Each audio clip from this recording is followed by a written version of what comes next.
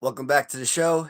So, in just a few seconds, we are going to be joined by Kirk's Corner as we conduct our weekly Friday live show where we do take a look at the 1990s WWF Hasbro line. This week, we are on Series 10. So, just until Kirk joins the stream, I kind of give you a little history of Series 10. So when we look at series 6 through 9, the series broke down to six figures per release. And series 10, they upped that release to 10 figures. And you do got a couple duplicates. So Razor Ramon and Shawn Michaels actually had a couple of additional releases in this series. So you could technically look at series 10 as 8 releases, or you could look at it as 10.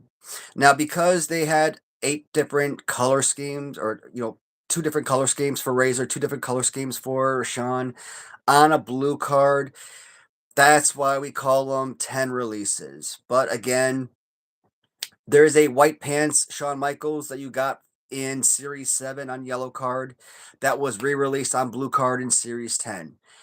On top of his brand new figure, same figure, just different color scheme, black pants. Razor Ramon, same thing. Black vest, red trunks in Series 7, yellow card. That same exact figure was re-released on blue card in Series 10. So do you count that as, figure number 9, or do you just scrap that, right? Shawn Michaels white pants, do you call that figure number 10, or do you just scrap that? I don't know. Me, when I count the figures out individually, I don't count them as duplicates. But when I count the cards, yeah, that obviously raises the number some, right? So, but Series 10, again, if we count them as duplicates, we have 10 figures released. It's the first time that you had that you had double digits released of Hasbro's since Series 5. Series 5 had 10 figures released, and then again, 6 through 9, you had 6 figures released. All right, guys. So I know Kirk said he's going to be outside with his cats today, so I'm just kind of waiting for him to chime in. It's be a few more moments, I guess. Now, 1994 was a huge year. Obviously, 4 releases in 1994, series 8 through 11. It was also the very last release of any Hasbro figures. Now, obviously, Hasbro was supposed to come out with an orange card, Series 12, in 1995, and some amazing characters were supposed to be released, i.e., Diesel. Always wanted a Diesel figure, right? Bastion Booger was supposed to come out. That was supposed to be insanely good. Mabel and Mo from Men on a Mission, Jeff Jarrett.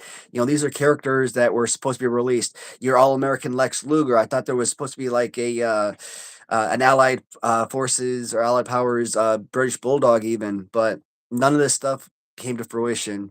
Obviously, Hasbro lost the contract in '95. It went to the Just Toys Bendums in '95. And from '95 to 2001, they had the Just Toys Bendums. In 1996, Jakks Pacific took over the major contract, and they had that for like a decade or so. Hey, Carlson, what's going on, man? Welcome to the show. So, still waiting for my co-host to join. It'd be a few more moments. Um, I just talked to him a few minutes before we went live, so I know he is running a little bit late. So I don't want to dive into the figures just until he actually joins. But I mean, we could have a little bit of conversation just prior. But I mean, Hasbro for me, this was childhood, right? I can remember growing up and having Hasbros and Galoob figures when I was a kid. So, one second, guys.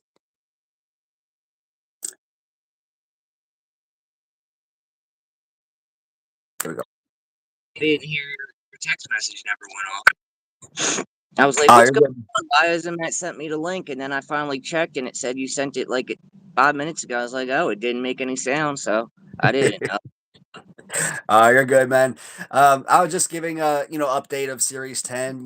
So a little bit of back history or whatnot. So I haven't jumped into any figures or anything like that yet. I'm going to So hang outside today, unlike the other times we do it where I'm in my room with the figures and shit. Nah, man, you're good. Shoot, man. Like I said, I got all the carded figures laid out here, so I mean we can start, whenever. And I think as long as we have the carded figures, just something to show the viewers, we're good. I also Oh, brought out my over my here, man. unofficial Has book as well because there's a couple No, of useful information in that book that I do want the viewers to know about. So today, I want to jump right into the action figures because it's going to be a long one, 10 figures today. So I'm not trying to make this be a 2 hour live stream. Maybe if we could get this done in like an hour 15, I mean, that would be awesome. yeah. So, Something's uh going on oh. with my phone. Can you hear me? Yeah, we got an echo going on.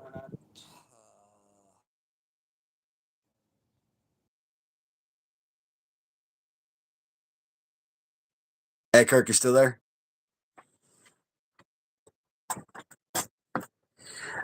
All right, guys. So we're going to dive right in.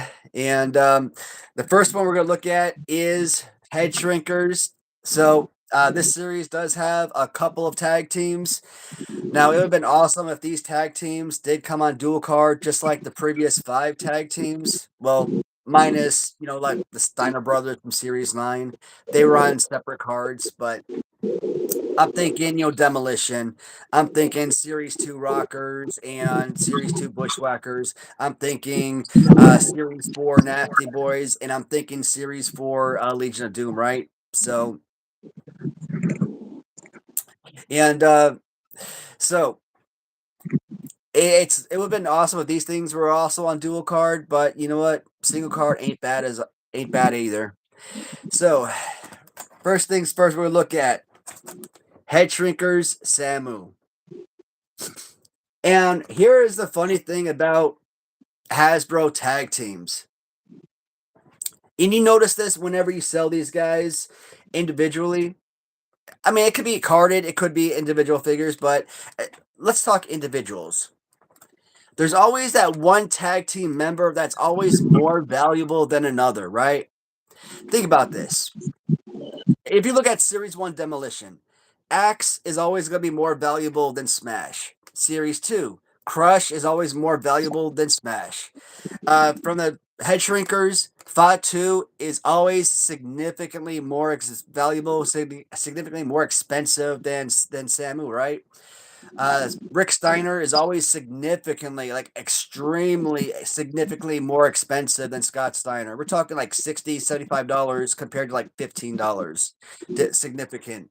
Yeah, Even the Rockers. Shawn Michaels, I mean, he's a much more rare figure than the Series 2 Shawn. And you will always find a Marty Jannetty Series 2 rocker, like in almost any bundle, but you won't always have the rocker Shawn Michaels, which is weird. I mean, together as a pair, they're not valuable. They're a very common tag team set. I mean, even mint a loose pair goes for about $5 to $10. So it's not like they're like super crazy rare or anything like that. But a Series 2 rocker Shawn Michaels is always more harder to find than a Marty Jannetty, right? So if you are going for the Head Shrinkers as a tag team set, I mean, I've sold these guys as a bundle as a tag team set for like $40, and I feel like that's the going rate. Well, should be the going rate for them. But you go on eBay and you try to buy from other guys because you try to replenish your stock. $75, $90, $100. It's like, damn, why was I always underselling myself? And sometimes, you might put them up for like $30 or something, and like, hey, will you take $15 for Fatu? Yeah, I mean, I'm selling for $30, so yeah, Fatu, $15, fine. But then, can you sell Samu for 15? And you really can't. Like, right. you might get like $8 to $10 for it. Like, why? Makes no sense, Spe- right? Speaking of which, I had bought a carded Fatu last year, and the guy on eBay sent me a carded Samu.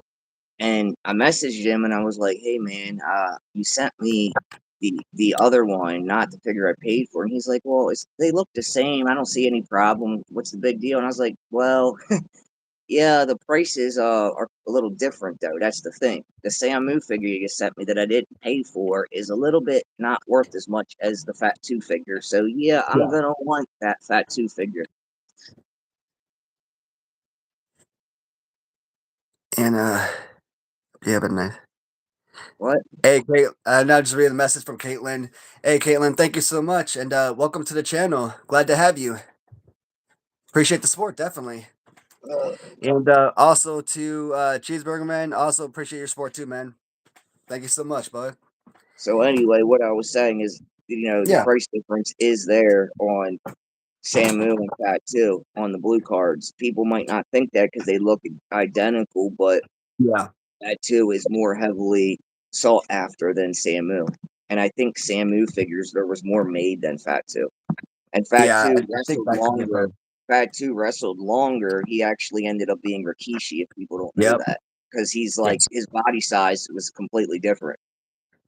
Yeah, and they just basically and here's the Fatu figure, and they just reutilize the exact same mold, so it's not like they change anything. They just change out the heads. And Mm-hmm. here's what I always find fascinating with the head shrinkers, though, is that you look at like the rockers. The rockers are very, I want to say hollow, whereas these guys have a lot of weight to them, right? And you think, okay, they're top heavy, they should tip over every time, but Right. they're not. They're Mm-hmm. top heavy. That means that the balance should be at their feet. The weight should be at their feet. That Gotcha. should keep them from tipping over. Yeah. But the gravity doesn't work on these figures. You would think the No, they weight being stand up good. here, they They should stand fall really over, good. but they Yeah. stand up Yeah. perfectly. Most of But the the rock, jumpers I feel stand pretty good. I know, but the but rockers don't. well, Marty Jannetty's not really a jumper though. I mean, Shawn Michaels is, but I guess Shawn doesn't stand that great, but a Well, lot of Sean them do. I Marty just didn't have kind of sits problems in with my himself. British Beefcake. He stood pretty good. Yeah, I guess Beefcake is okay. I mean, I don't think I've seen Beefcake Steamboat, tip I don't over. think I had an issue with Steamboat either. Hold on, I gotta throw some peanuts up to my little squirrel buddy. Here. Yeah, you're good. But any viewers, any fans that are interested in buying Hasbro's, like this is an awesome set. Like I'm not the biggest jumper fan in the world, but there are a lot of jumpers that I really like. Kamala, I think, is an incredible jumper figure, even though it may not fit Nope. necessarily for Kamala. You think jumpers or high flyers, like why would you put it on Kamala? But it works for that figure. It really does. And for the head shrinkers, these are great pieces. So Hmm. I like these a lot. Yeah. Hey Matt, I don't mean to change subjects, but I just wanted to say this because I forget shit if I don't say it right away when it's on my Yeah. mind. Um, we should maybe one day do podcasts talking about the WWF VHS tapes, like different episodes and shit. Wouldn't that be fun? Yeah, man, I got a million tapes over here. So do I. I got Go- at least 100 of them. I was thinking pull them out and review them and talk about them and shit. If any of you guys think that's a good idea, let us know if you think we should do that after we're done the Hasbro stuff, like within the next month or two. yeah, because we only have after today only two more episodes. We got Series 11, and then we've got after that basically anything else that Hasbro released. Talking figures, the mini Royal Rumble figures, the wrestling rings, the accessories like that, right? Yeah, So I mean, there's not a whole lot to talk about in that video. I mean, that live stream could probably only go like 30 minutes unless right. we, just talk about other things. But let me see if they say anything special about Fatu in general. So Fatu's torso and arms are a repaint of the Series 3 Coco Beware, and the legs are from Series 2 Jimmy Snuka. Errors of this figure have been found with the wrong name printed on the trunks and or the wrong color ankle tape. Interesting.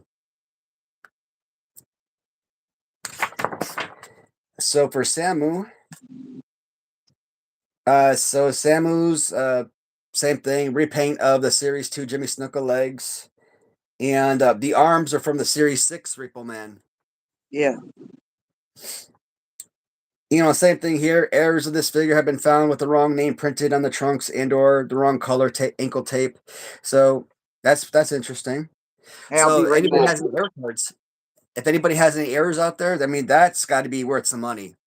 Now, I'm basically a collector of everything, right?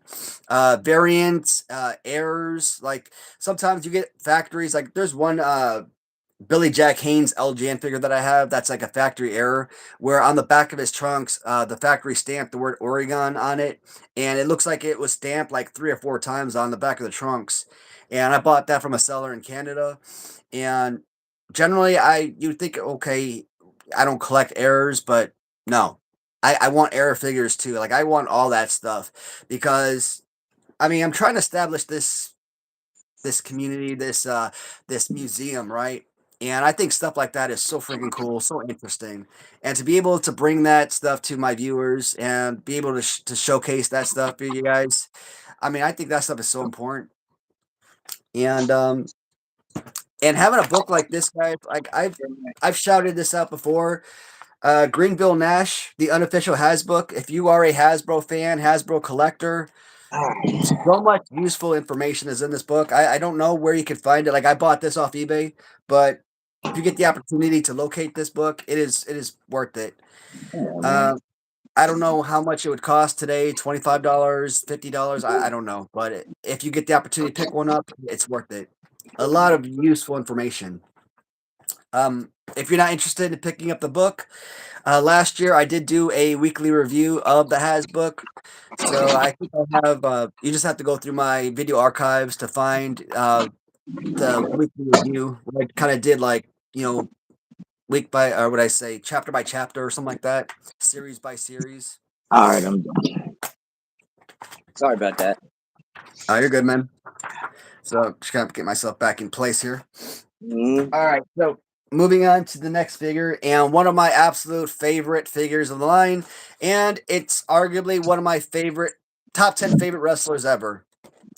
And it's a shame that this man did not get a much longer tenure in the WWF because, like I said, he is a perfect wrestler. Marty Jannetty.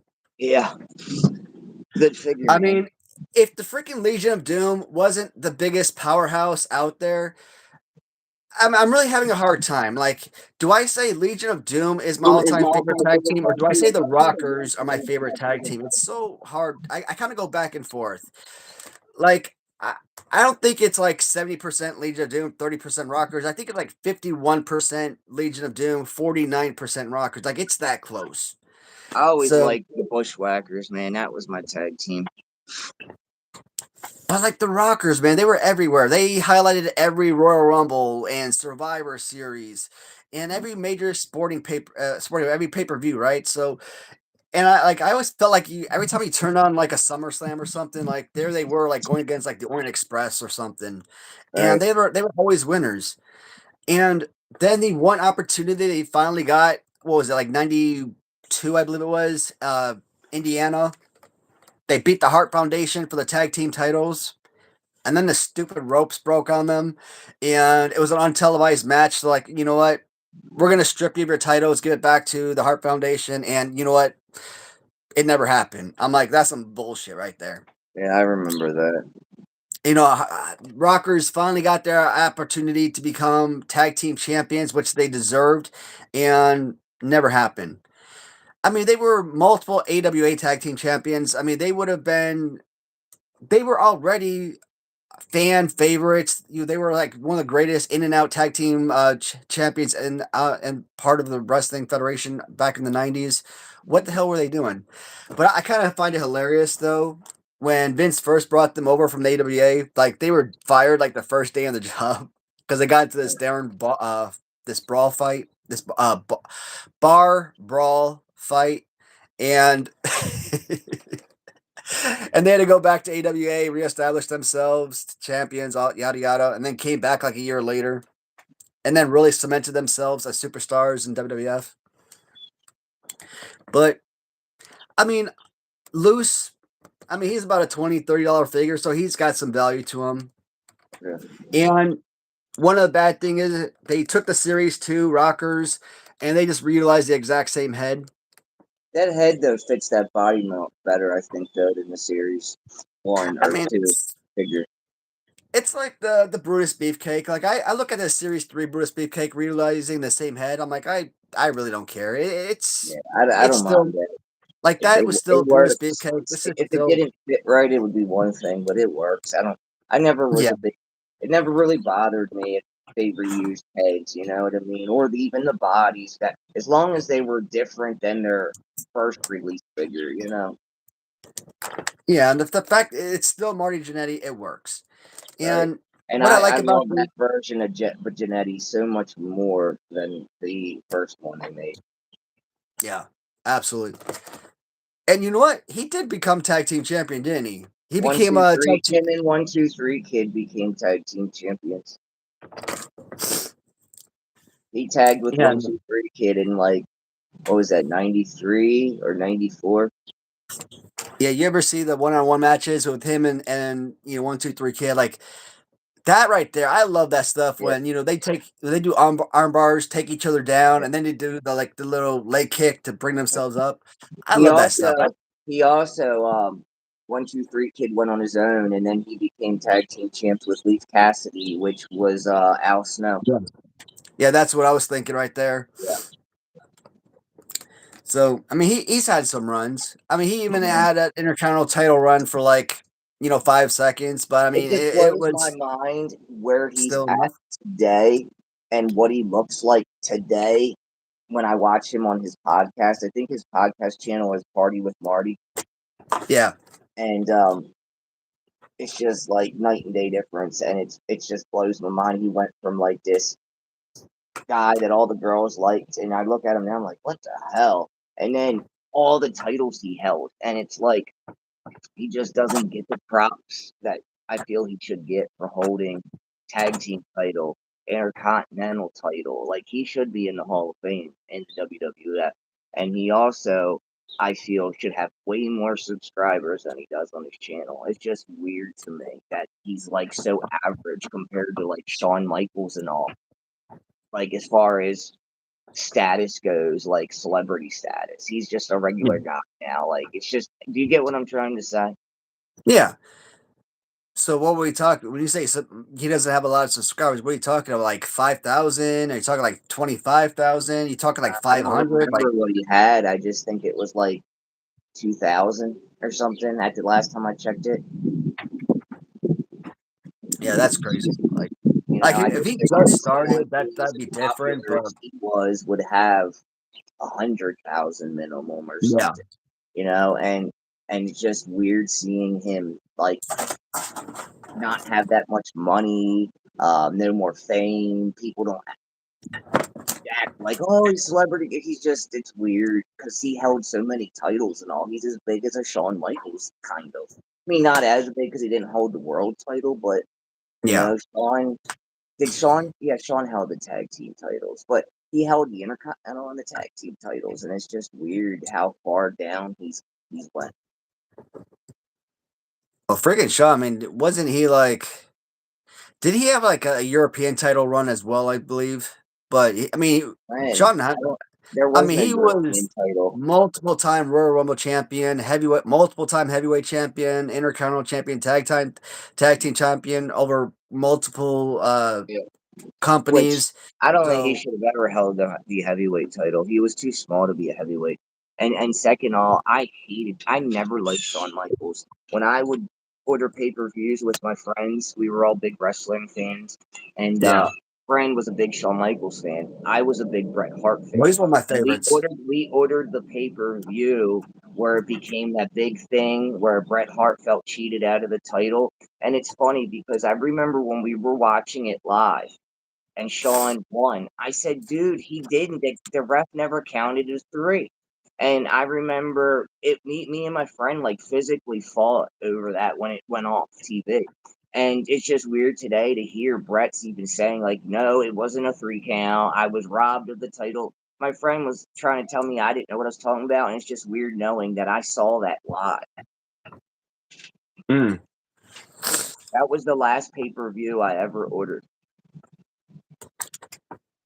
But I mean, at the end of the day, Brett knew that he was leaving the company, and they had to take the title off him. No, I understand that. It's just that the way they did it, I remember when I watched it live, it sucked. It was not good. It started fights between friends and everything. Oh man, that's crazy though. Because Vince Uh, Vince wanted the title switch. Brett didn't want to give it up, and he didn't allow Shawn to really pin him. He came up off the mat before the 3 count, and they still gave it the 3 count and gave Shawn the belts. And I saw that, and it pissed me off as a fan that he was robbed. And I yeah. understand, regardless, Vince wanted the 3 count made, but it just made for bad TV because they weren't all on the same page. And it made me despise Shawn Michaels even more than I already did.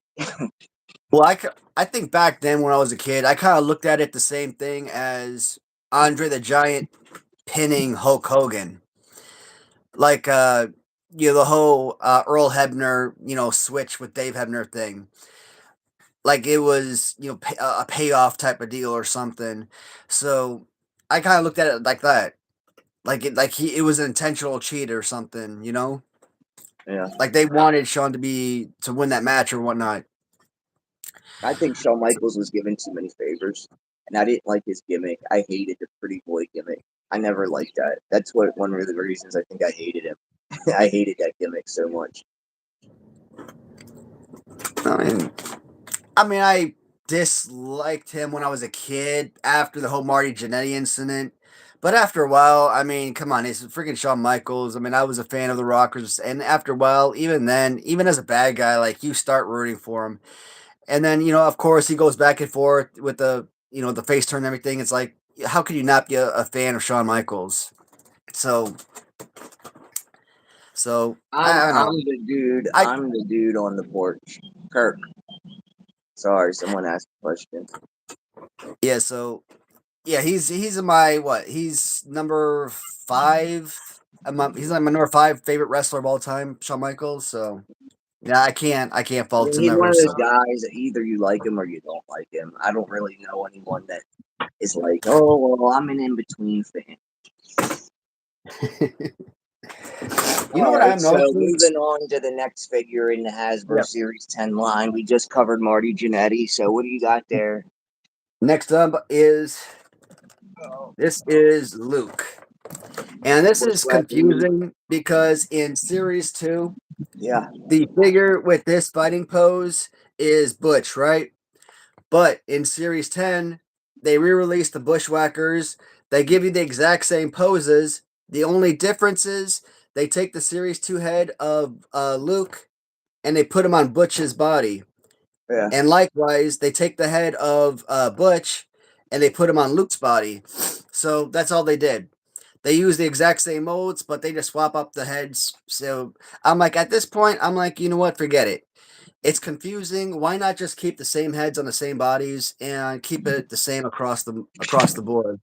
yeah. Because I'm so used to looking at this fighting pose, this body, and thinking Butch, right?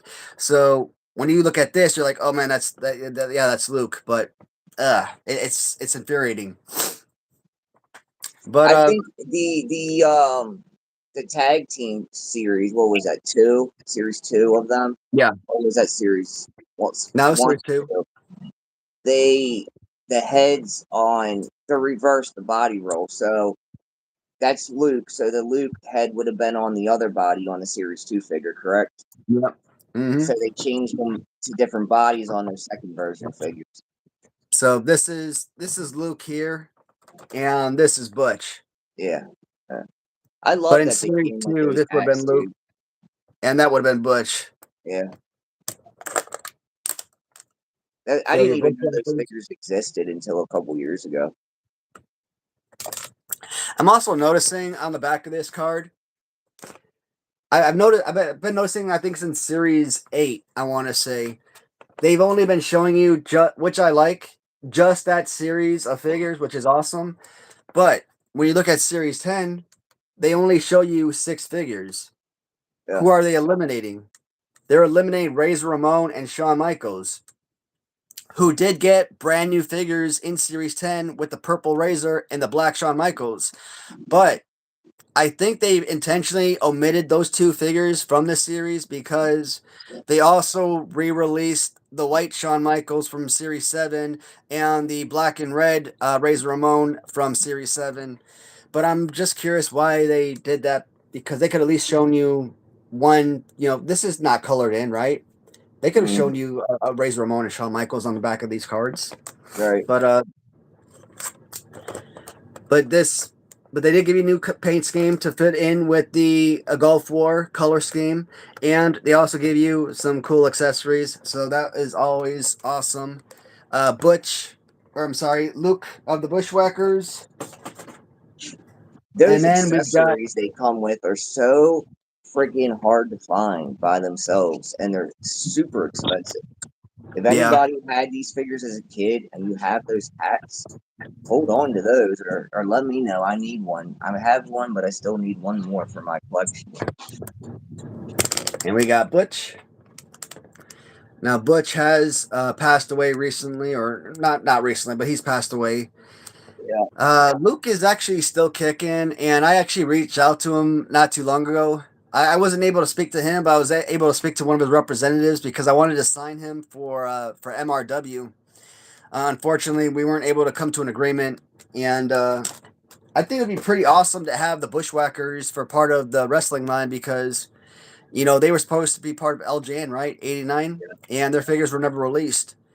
So I thought, oh man, how awesome would it be to have them part of MRW and getting them some really awesome Bushwhacker figures for this startup company of mine. they need licensed LJN type figures. I hope Yeah, Mattel does a set of them in that LJN form. Speaking of absolutely. which, real quick, I'm just curious. Did you ever find the Warrior yet? The LJN So Mattel Warrior? No.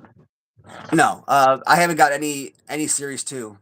Every Uh, time I go onto the Target website, they're always sold out. I've it just makes actually me mad because everybody's finding them in their Targets the past month. I keep checking them, but I don't find any of them. Yeah, I've actually taken my happy butt to Target two or three times already, and I knew there wasn't going to be anything on shelves, but I went there anyways because, like you said, a million people were posting on Facebook. Yeah, they're in my stores. They're in my store. I'm like, so I go to Right. Target a few times to see, and nothing. I'm like, man, this is what the hell. So If I'm like, anybody what's going on? listening to this finds an Ultimate Warrior LJN Mattel figure, please pick me up one. I'll pay you. You pay $20 for it, or it's 23.99. I'll PayPal you $40. You'll double your money just about. Hmm. Please look out for me and find me one. But they do come out officially April 10th, which is coming soon. So hopefully all of our Target stores will be fully stocked with these figures, like Hogan eventually had happen with his figure. So what is interesting is it says that these were the last figures to come with accessories, Yeah. but technically we got two more figures, Razor Ramon, that do have accessories in Series 10. But again, if you look at the back of the card, they don't show Razor Ramon, so maybe that's why they call it the last figures of Hasbro to come with accessories. So the next one, and for the longest time, I was probably classifying this as my favorite. And then, yeah, of course, Yokozuna was obviously a hands down no brainer, best Hasbro figure, no doubter. But this one is definitely should be on every single fan's top 10 favorite Hasbro figure ever. It's just an absolute perfect wrestling figure. The Giant Yeah. Gonzalez. Yeah, boy. I got Now, that unlike figure on eBay on online back in like '96. unlike the rest, see if I'm lining him up properly. Unlike the rest of the Hasbros, he does actually stand slightly taller than the rest of the Hasbros. So this actually, and Giant Gonzalez, he was what 7'7" in real life, something like that. They say 8 feet tall, so we'll round it off. So he's got to be taller than the rest of the Hasbros. So I like the fact that they did make this figure, taller than everything else. He's not just a 4-inch fig. So I Not think just that was pretty cool. Also, the fun thing about Giant Gonzalez is whenever you buy this figure loose, either fans never had this figure when they were a kid, or if they did, they just simply never played with it. maybe they didn't know how to use it. Maybe they just weren't a fan of the character and like, you know what, I don't want to use it. It no reason for, or it got very minimal use. I don't know. Like they did a Royal Rumble, bam, he was out in 5 seconds Yeah, we were because just he talking is. about that last week. That what was the other figure? Oh, Rick Steiner. I was talking about like that.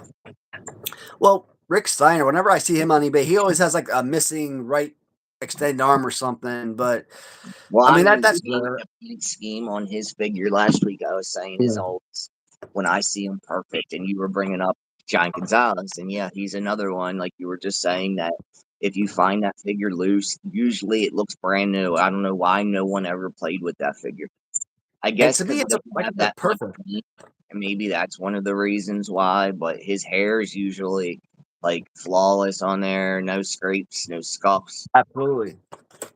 And what I find fun about this is when you look at the figure, full on mustache, beard, goatee, right? But that wasn't the original design. And do I have it in here?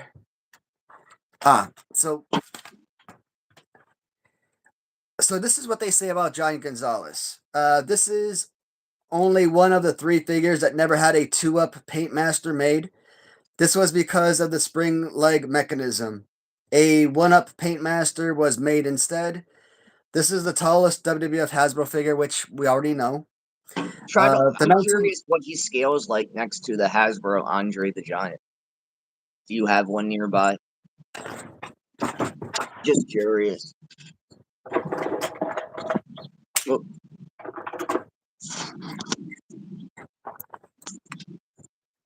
they look almost the same height. You were just reading that that was the biggest figure they made or something. You have Giant's feet a little lower than Giant Gonzalez, so yeah, they're the same height, dude. No, Giant You have their feet. Giant You have Gonzalez is Andre the taller. Giant lower than his feet. I'm not Giant seeing. Gon- I'm not like seeing I'm any. actually sitting Andre taller, higher up, and he's still shorter than It Giant doesn't look Gonzalez. like it as much at all, if there is any. To me, Like I'm I not seeing it. And I guess yeah, I 'cause guess it's Siri. Go ahead. I have Andre's feet higher up, and he's still shorter than Giant Gonzalez. Okay. I should have brought my cut figures out here so I could have looked. But yeah, Oh, Andre is definitely shorter. gotcha. Well, that's good. They made that scaled right then too, because they could have just said, "Oh, we have two giants in the line. We'll just make them both the same height."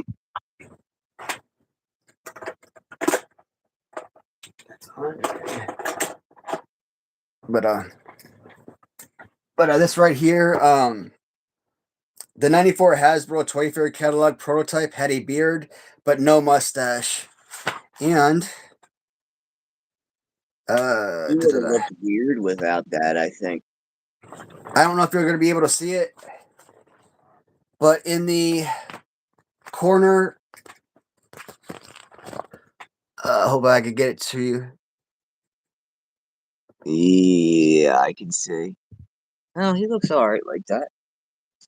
I don't. Did he have a full beard with mustache in person in the wrestling bit when he wrestled? I can't remember I mean, when you see his picture, he's got like a very thin mustache. because I could have sworn he had his mustache shaved, but he had a beard. Like I remember him with the mustache. I don't remember him being like having no mustache. Like I remember him with like that looking like that, his face. I think that's it. No, I'm sorry. I was about to say I think that's the only figure he's ever had made of him, but then I remember Jack Specific made one. Yeah, I've I got a think number of Jack he's specific figures, like one or two of them, I like think two or he's three of only them. officially have two figures then. I have his Jack's figure, which is pricey as well. That figure's like if you have his figure unopened, the Jack's figure, it's like $150. I don't think I paid that much. I mean, maybe on the 2-pack, about close to $100 Check with him and eBay. Harvey I mean, Whippleman. But his single carded figure is over $100. yeah, maybe today. But like, I don't think I paid that much for it back when I got it. But yeah, it's probably close to it. Um, I mean, it's a nice giant figure though. Like I Yeah, like that a lot. Like yeah, that it's to me got was a lot of important. girth to it. Yeah. So like I'm a fan. Like I think I'm like probably the only fan of Giant Gonzalez. Like everybody hated the hell out of him, but I like like him. I like I him. love the gimmick. Like I thought Yeah. the Giant Gonzalez was fun. Like I enjoyed seeing him come into the ring. I know a lot of people even today. Like if I were to see him wrestle as an adult, like I don't know. Like to me, I don't care. Like I like the whole little bear suit. I call it. Like to me, even by today's standards, I still enjoy that look. I And always liked the big guys like that because that's the reason I got into wrestling as a kid was because those big guys to me they were just like gods because they were just not your normal size guy, and I thought absolutely. they literally were like gods that came down from heaven. Man, to me it was just amazing to sit there and see these big dudes like that. It just blew my mind, like they were not human at all. So I like Giant Gonzalez a lot and his gimmick. And if people thought it sucked, I could tell you this: how bad WWF is these days. That gimmick would have been their best gimmick. But I mean, if wrestling is so if it's so huge today because everybody's doing all these special acrobatics, running I through the hate it ropes today. and I doing these hate Rey it. Mysterio kicks through the ropes and everything, I'm like, I mean, if everyone and their mom are doing the exact same thing, like, come on, like, it'd be cool if like one or two people had those abilities to do that. Then you look forward to that particular wrestler. You look forward to a particular match. But I don't want to see every single wrestler that comes into the ring do the exact same stuff. I And mean, I then also that's don't want to boring. see women's wrestling all the time. It seems like there's more women on there wrestling than men. In the Well, 90s, there would be one women's match. One. That's all you need. That's all we need is one. I well, don't I gotta be need honest. I two, three, I four, actually like. five. And I hate how they dress in them little skimpy outfits. I mean, okay, they look good, a lot of them, but why do they always have to have like clothes pulled all the way up their ass? I just don't understand that. Well, they're trying to sexify the sport But to I bring in thought with more today's more of a male audience. wokey bullshit that they would be like, "Oh, you're exploiting women for da da da da da." I mean, that's exactly what they're doing. They're sexifying it to bring in a male audience. I mean, that's I like exactly the what they're doing. gimmicks where you had the women like Luna, like just they weren't very attractive, but they just had those cool gimmicks. I don't need the women to be in bikinis, you know. If they want to be okay, but bring in some women though that have some muscle to them, like they just look like your average 110-pound girl off the street. It's crap. Same with the men. The men are your average looking 21 or high school senior that lifts weights. That's what their bodies look like. They don't look like Ultimate Warrior and shit. And I understand they did steroids, but there is ways to look that big without them. I'm pretty sure with today's stuff they have out there. So they need to bring in more bigger people because that's what turns me off seeing these little wimpy people on there. Well, you know how I feel. Like I like the heavy set dudes. I like the King Kong Yeah, Bundys and I the don't mind that Earthquake. I, either. I That's like fine. the Kamalas. I like Mhm. those dudes. Those Yeah, dudes were fun to watch wrestle. I don't mind them guys either. Like I like the Abdul the Butchers. I like the really big heavy set guys. Like those Yeah, like the guys that are like 400 pounds, and you think okay these guys can't do anything, and they jump in the ring and they're agile as heck. Like how yeah. you're 400 pounds. How are you moving like that?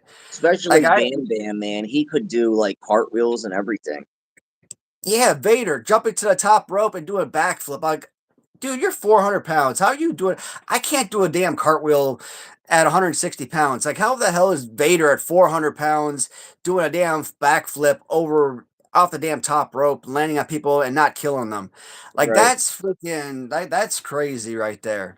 Mhm. So that's insanity. Like that's happiness right there. That's because that right there, you look at that and you're like in awe and of that talent right there. So, um, what I become a fan of recently is Logan Paul. Oh I God, really? Really? I've been critical of him because of his Uh, antics on YouTube for so long, but actually seeing him in the ring as a wrestler, I'm like, I've been watching so much wrestling and so much, and he's been appearing in so many of these Royal Rumble matches, right? In actual Rumble events themselves, or in like individual matches, going up against like Kevin Owens or something. And I'm like, Whoever the that is. son of a gun, the son of a gun has talent, a lot of talent. Like I could see why he got a wrestling figure. He actually deserved it, and because he's a YouTube star and he's catering to a young crowd. These kids, 10 years old, 12 years old, who watch a ton of YouTube and they watch his YouTube channel and all that. It makes sense why he got a figure. He's a YouTube celebrity. One He's reason bringing though in I the don't like him and it YouTube won't crowd. change is because, in my opinion, he's not a true wrestling fan. He's in it because he wants the fucking money. That's the bottom line, and I don't like that. I don't I like mean, that it's a at all. business. It's a job, It's a just like sellout. anybody. What? I mean, it's a job. I mean, No, I it's understand that, but I so just don't. I don't like that. I want someone in the business that's going to be popular that it actually likes the business. They're not in there yeah. just for money. He's money hungry, and I don't like that at all about him. I just don't, and I hate people that are younger than me that act like they're older than me and they know everything like he does. Right, right. But I'm actually seeing him wrestle in the ring. I'm like, dude, he comes in and actually does these little flips over the ropes. I'm like, son of a. The first time I saw him do that, I'm like, okay, he's got skill. Then I see him do this damn Cody Rhodes jump off the ropes. I Another don't one know, I don't. stunner type thing. I'm like, son of a bitch. I was pissed. I was pissed because I'm like, I thought he was gonna suck. I thought it was gonna be like Drew Carey coming in the room. He was gonna look at everybody, he's gonna laugh, and then he was gonna jump over the ropes and eliminate himself. And I'm like, I was not expecting that at all. I was not. I was so freaking impressed because I've been watching these Royal Rumbles in reverse. So I started at 2025 and I've been working my way downward.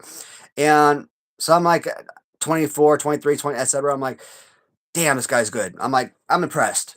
The man's got skills. So I can't knock him as a wrestler anymore because he's freaking talented. I'm impressed by him. All right, guys. Moving on to the last set of figures. We got four more pieces to look at, but just two wrestlers. And new to Series 10 is the Purple Razor Ramon. Now, this is why I say if you are just looking for a Razor Ramon figure and you don't care about it being loose or if you don't care about it being carded, probably go for the carded figure because you're pretty much going to pay the exact same price for a carded figure that you pay for a loose figure. Yeah, if You you could get it with its accessory. well then that's what I'm getting at Okay. because a carded figure in good condition, a good carded piece could probably cost you somewhere in the neighborhood of, let's say, $350 generally. Whereas a loose figure, let's say a good loose figure, minty, it has all the writing on it. You could read it. You could see the razors. You could see the Razor Ramon name and all that.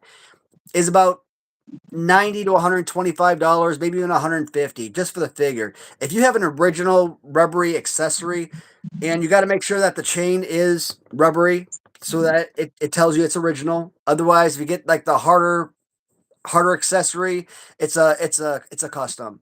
They Yeah. might be good customs and they might be Usually the acceptable. customs too on the chain stuff, they look like they are a custom. They look like shit. Yeah. I mean, I have quite a few that I sell as well because I get them from other buyers, other sellers, whatever. What's But up, brother man? I hey, can bro, never what's going on? pronounce your name right. Was it Borowski? I Browski, was yeah. like, I'm gonna mess it up. And so if you get, let's say, a pretty minty razor with original accessory, you're probably paying up close to $250 anyways, right? Yeah. So if you're gonna pay that much for a loose figure, why not just go the extra route, get the darn carded piece, and have something that's super valuable? I got But my loose razor purple for like it was like $25 at the toy show last year. how much? 25 or 20. It didn't have his necklace though, but Man, I'm telling you, I need to go to these freaking toy shows of yours because I'm sorry, but these people that you buy from, they have no idea what they're selling. And I Well, the love guy, that guy I got I it don't say I from, love it, but the guy that I got that from has a toy shop in Pittsburgh, D&E Collectibles, and he gave me a oh deal for. shit. Yeah, I sold No, him. man. Oh, Chuck Norris died. God Oh, damn. Hmm, dude, I'm gonna tear up now. Dude, why'd you have to say that? Damn. damn, that sucks. My brother knew his niece or daughter or something back in the day. God damn. That's gonna put me in a bad mood, dude. I love Chuck. I freaking love Chuck Norris. One of my freaking favorite movies ever. Um, Sidekick. I have that. I just got that on VHS, like literally like a month ago. I used to And watch it all the time as a kid. yeah, I mean, like I said, I like that movie a lot because the kid from It was in that movie. I mean, I, Yeah, and he also, Jonathan Brandis, I think. yeah, He's he another was one also in that died. Ladybug. He's another one that passed way too soon. Yeah, he died at 27.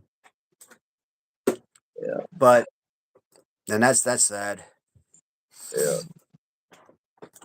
Well, we're getting older, man. All the people we looked up to, man. You know. All right, man. Yeah, now I'm in a sour mood. Now I got to go through these really I know, fast because Mr. T's up there. He might be someone that might end up going in the next couple years too. he was 86. Yeah, I actually see a lot of I did see a lot of advertisements for Chuck Norris. He and his wife were doing a If lot you of guys like smash the thumbs up button, people, if you haven't, please. It helps promote our channel and our stream. It the gets Hitman that from '91. Did out. I see that movie? The Hitman. I'm trying to think. Chuck Norris didn't die. He went to Who went kill. to kill death? I like that. That's a good Hey, one. that's what I'm gonna miss. I'm gonna miss all the damn Chuck Norris memes too. All that stuff, man. I don't think Uh, I've seen that movie, The Hitman. I'll have to check that out. someone was changing it from Chuck Norris to John Candy. Like John Candy did all this, and I'm like, I wonder if somebody knew if Chuck Norris was sick and again, and that's why they were trying to find a new Chuck Norris replacement or something for the memes or whatnot. But they didn't even talk about those memes. Like that's Chuck Norris stuff was like, I think that stuff was like back when I was in the army, man. You Maybe know what even blows back my when I was like in mind? high school. You know what blows my mind? I just was thinking, isn't Abdullah the Butcher like the same age as Chuck Norris or older? Yeah, How yeah, is he's like someone that's 85. out of shape like that living longer than someone in shape like Chuck Norris? That just blows my mind. Absolutely. That yeah, and Bill, he just got out of the hospital, I think in like November or something. Yeah, yeah. He just had a birthday recently, so he just like turned 85. But still, though, like close in age, you know what I mean? Guess it doesn't always matter about being in shape. It's just when your time comes, it comes. Yeah. Lone Wolf, I Invasion. like Yeah. Sidekick, though. Sidekick was a very good Chuck Norris movie with Jonathan Brandis. I watched Yeah. that. Me and my neighbor, we watched that all the time. I think I saw it in the movie theater, too. Oh damn. All right, folks. All right, so are we on to? We just covered Razor Ramon Series 10 with the purple vest. Yep. Uh, And so now we move on to Razor Ramon with black and oh red. shit, I forgot they had two in that series. So as we Uh, recall, Razor Ramon in black or Black that's the Razor, as I like to razor call it. I had as a kid that I found secondhand in mint condition back in like '95.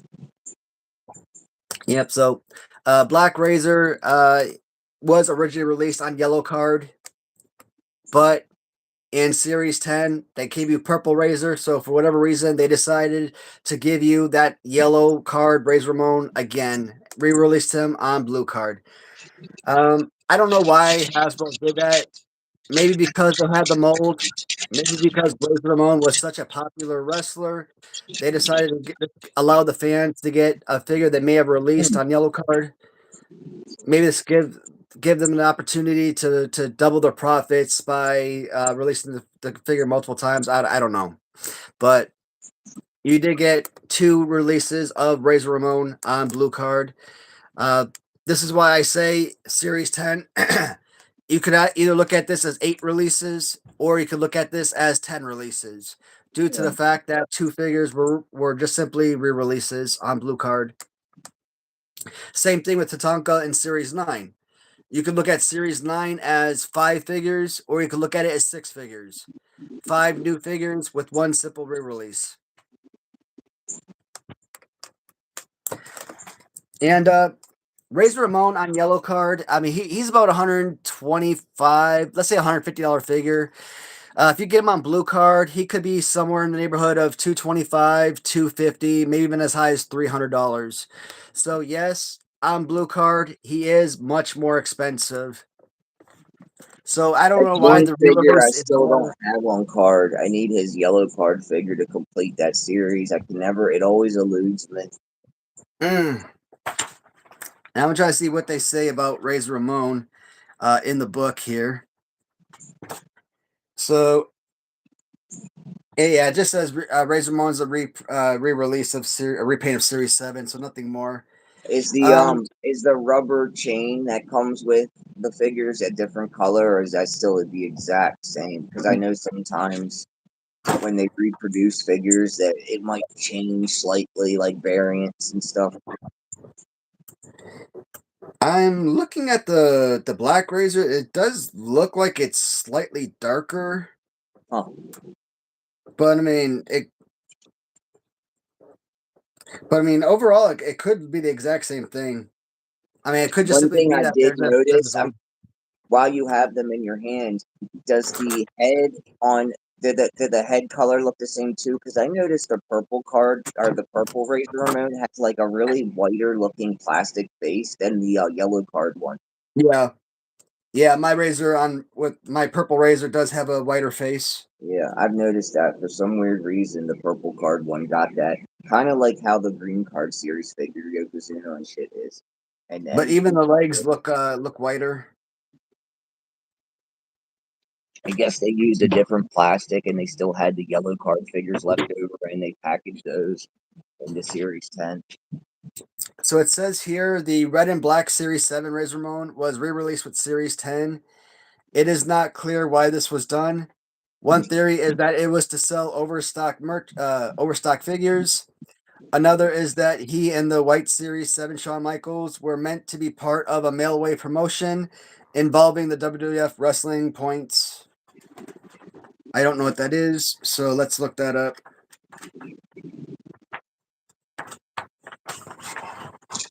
All right, so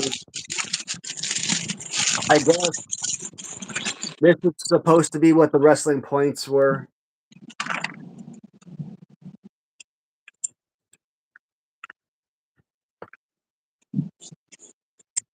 Oh wow. I wish they would have had like a mail away form that you could use them for. That would have been really cool. They should have had that so you could have got the Hogan mail away and all that way. Actually, you see the figure that there you go. How did I Yeah. just thought of this? I don't know why I can't think of how did people get the mail away figures? This right here. Did you hear me? Yeah, how did they get the Millway figures? Yeah. I assume that there was some kind of form that you filled out, send in. Because they should have had it where you send in points, you clip off the back. Because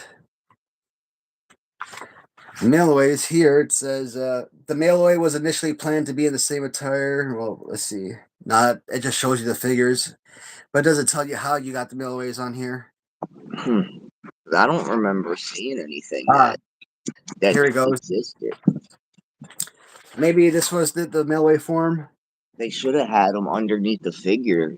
Oh, okay. So, but where would they advertise that at? I don't ever remember. I guess maybe in the WWF magazine. I never even knew there was mail away figures because they didn't do a very good job advertising it at all. Yeah, see this has the Series 1 Hulk Hogan mail away, so that had to be like a UK exclusive type of deal. It's called the Silver Vision. Yeah, so that was a United Kingdom type of deal. Now you got me curious. Now I'm curious on how people got the mail away Hogan and shit. You see, like the I Silver hope it's Vision mail not away. reversing. The phone's Yeah, acting the broken. Silver Vision talked about like your Series 1 and your Series 2 Hasbro mailways. But that was like UK exclusive type of deal. Go get the peanut, Mr. Squirrel. Mr. Squirrel. You see, like these actually came in the Superstars cereal box. Maybe that's where they got it from. If you had the cereal box, you just filled out the form that was inside the cereal box. What? Maybe. I don't remember how you did them. I don't know how I don't know that part. I figured I knew everything Hasbro related, and I can't remember how you got the mailaways. I would have assumed I would have remembered how. Oh, I don't know. Yeah, because they got a Cookie The Crisp Hogan cereal here. They mailaway. also have a So Superstar cereal.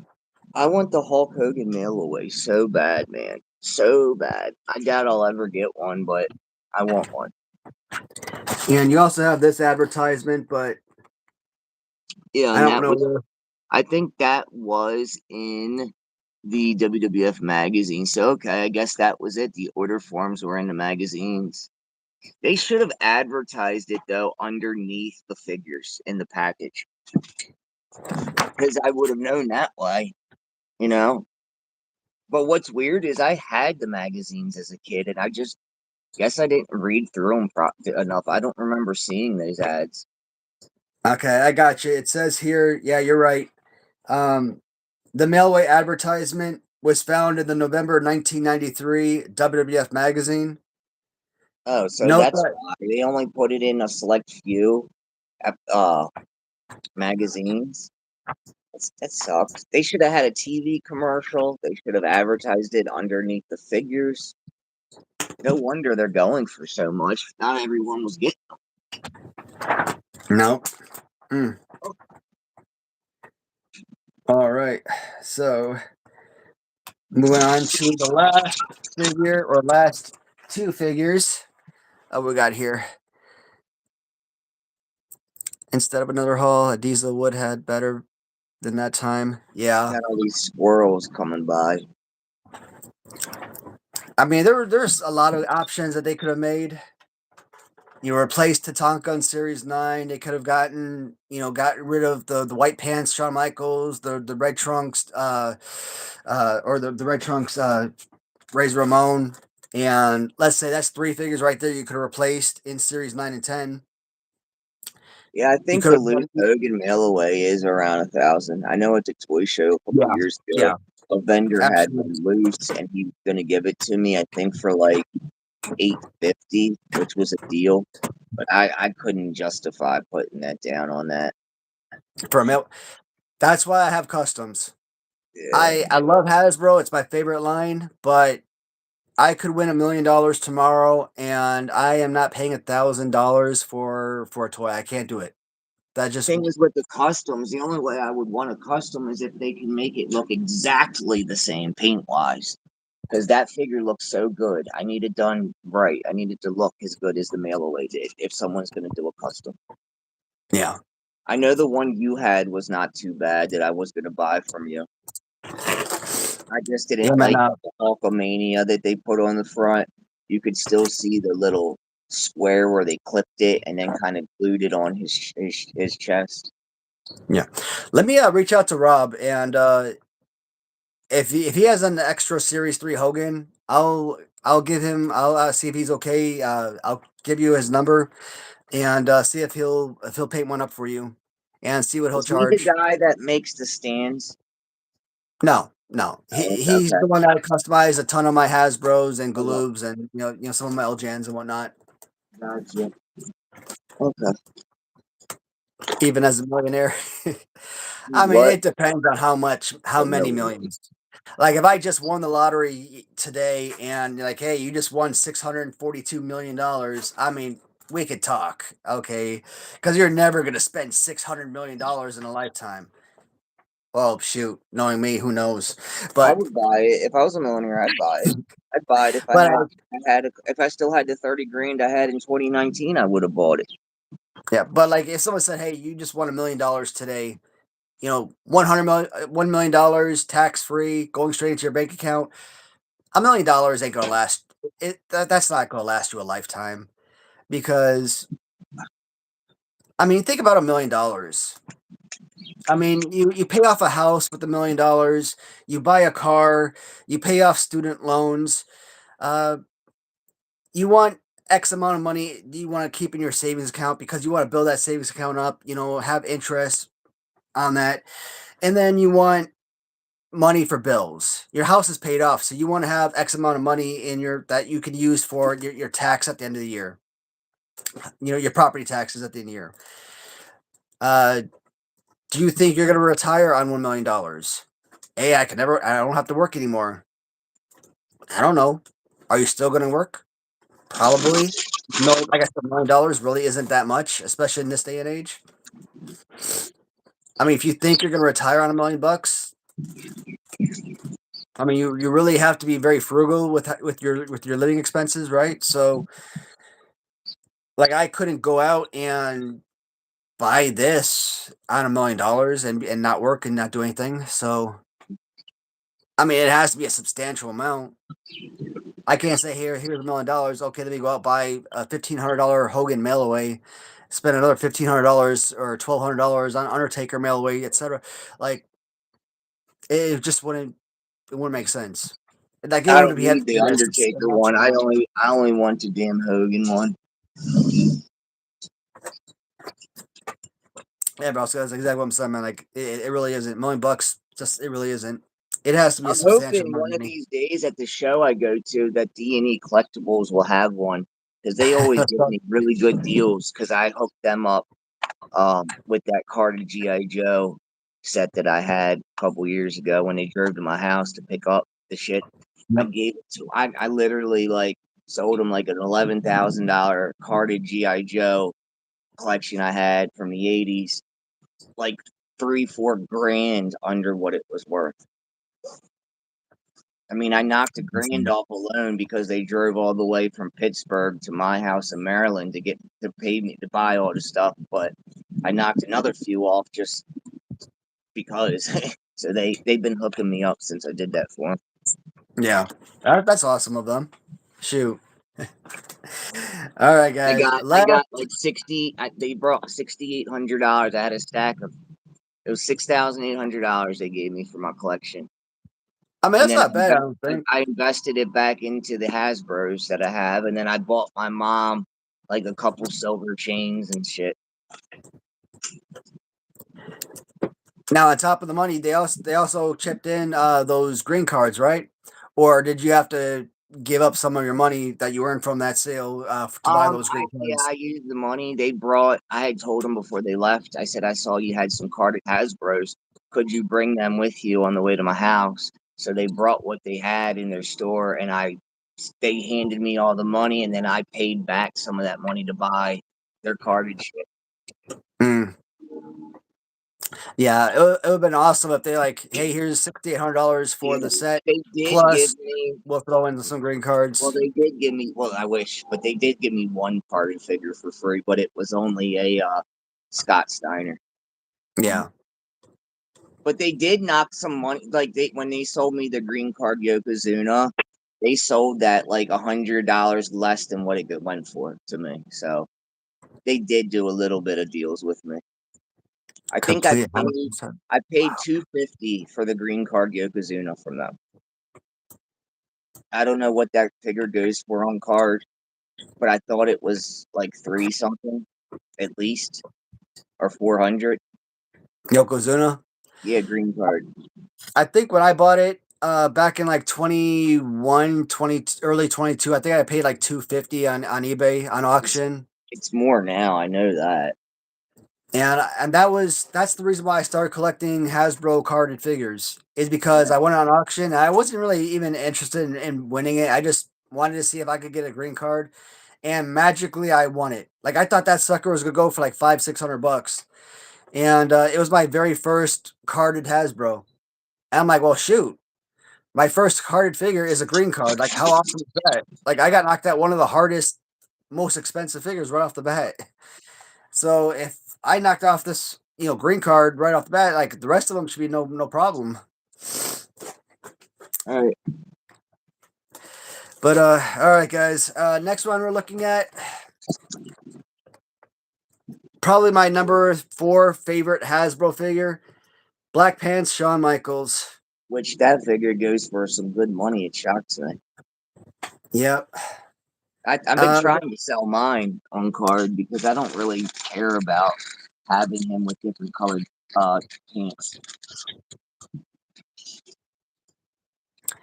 let's see. You haven't Dropping met that one of coin them on the carded party, by a guys. sports guy. Are you a stock market guy? No.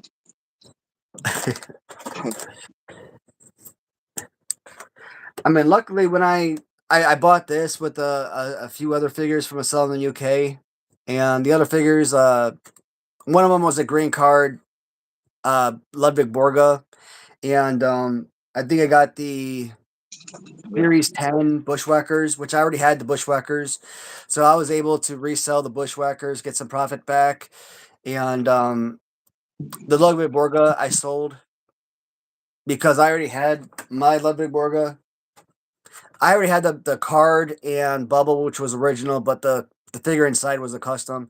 Now I do have like all my loose figures original, but the figures I have inside my card figures are custom for I some need of them, that not, figure not so all of them. bad. I wish you would have held that so I could have bought it from you. Yeah, and I ended up selling it for less than I wanted, which sucked.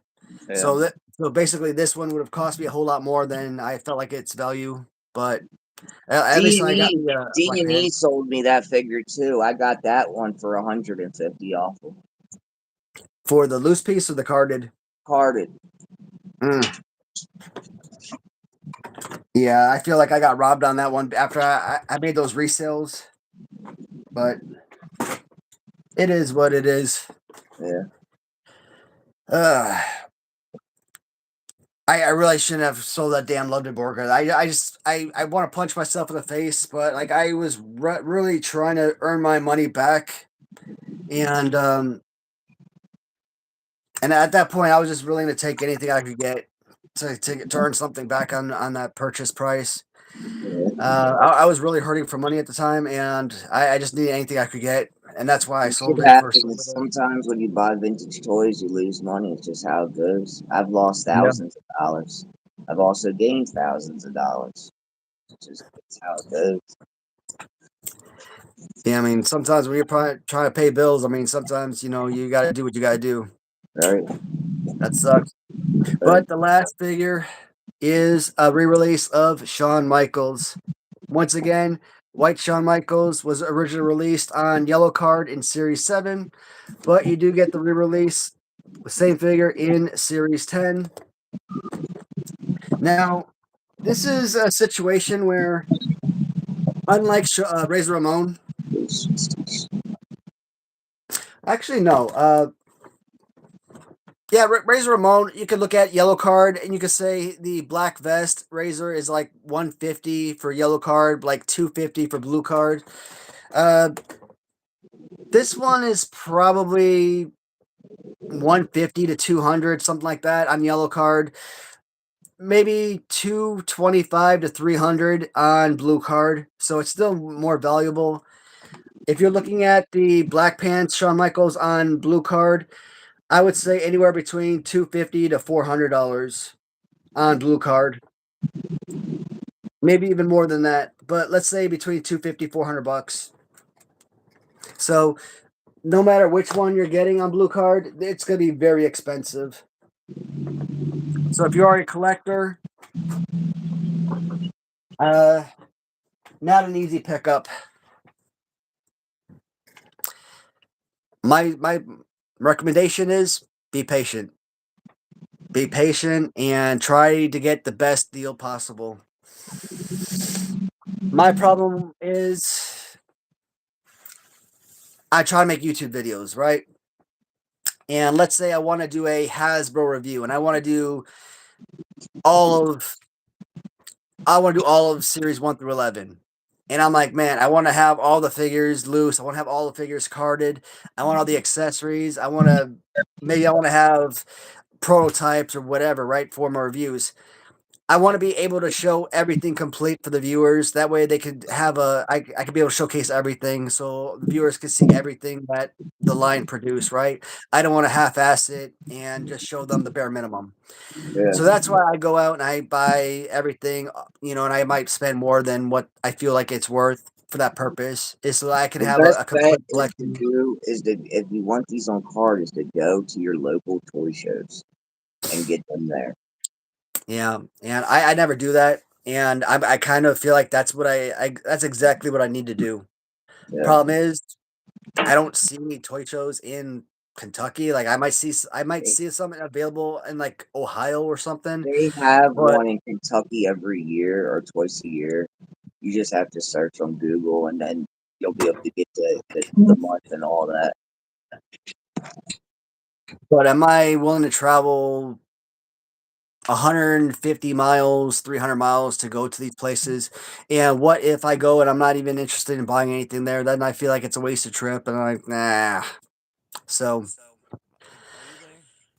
yeah, man. My phone is at 5%. I gotta go. It just shut off almost. It went all Yeah, black. man.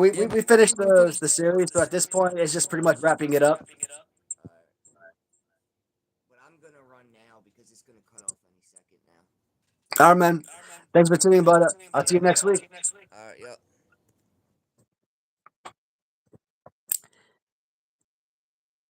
And Santa came at the end when Brett won. Yeah, man. So, guys, that does wrap up the Series 10 review. Oh my God, I've been getting a lot of free spam calls. Wow. Um, Sorry for all the phone calls I've been getting during this live stream.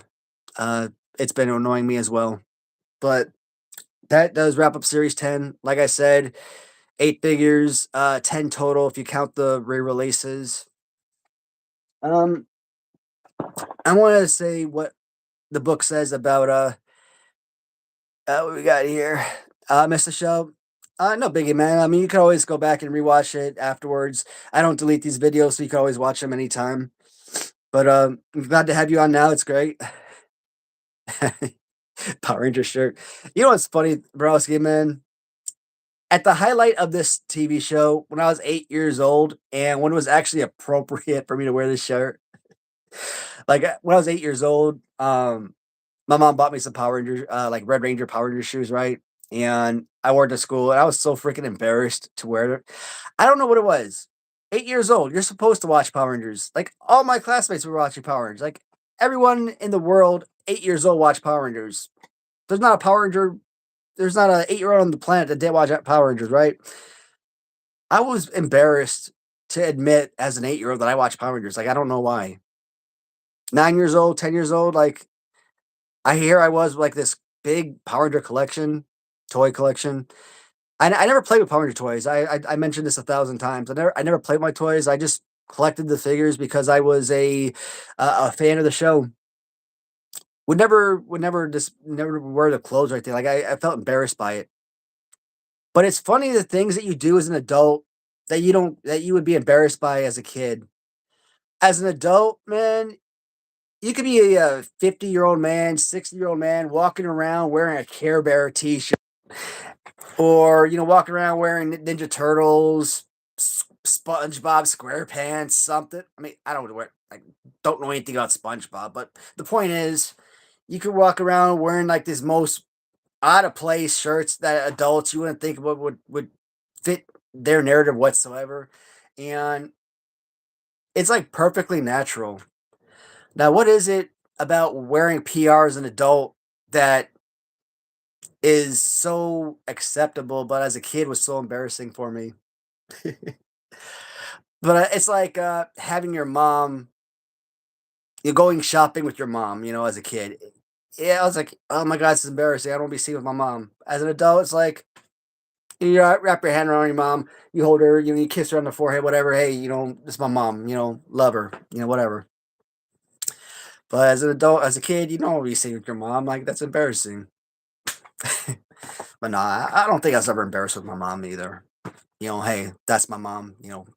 That's my Mootsie right there. Nickname for my mom, Mootsie. But but yeah, sometimes you gotta rock the vintage or whatever. Actually, this isn't vintage. My wife bought me this probably a year ago or so. Probably like a Christmas or a birthday present or something. It's an awesome shirt though. What's we got here?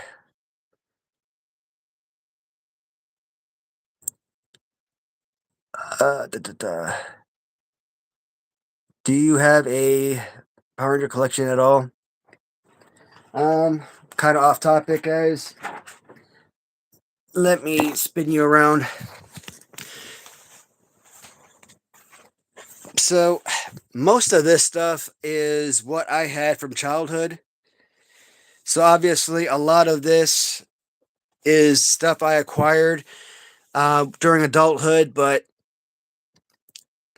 a lot of the open stuff, a majority of the open stuff, and a good chunk of the box stuff is, again, from childhood. Now, some of the new stuff, like Funko Pops, obviously, some of this stuff in box, you can actually look in and tell what's new and whatnot. Um, I mean, obviously, my room upstairs is filled with the '90s superhero stuff, but a lot of stuff in here is stuff I bought off eBay over the last few years. But this is like a lot of the more expensive stuff, and I got more stuff up here as well. And I think I have something hidden back here, like a tourist like a tourist box set or something. But yeah,